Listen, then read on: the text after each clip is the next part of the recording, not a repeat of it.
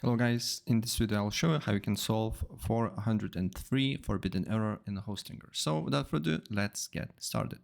First of all, go to websites, then select the website where you're getting error. So let me load it up.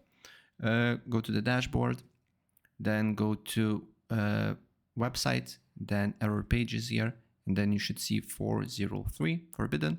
Press reset and confirm. And as you can see here, action can take up to 30 minutes. And then look if the problem persists. If the problem persists, then you need to scroll down here until you see files, files manager, access that specific website that you're getting error, wait for a couple of seconds, then go to public_HTML.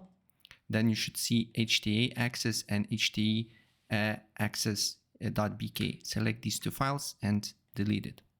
Right? Once these files is deleted, then go to your website. Go to your WordPress, go to VP admin,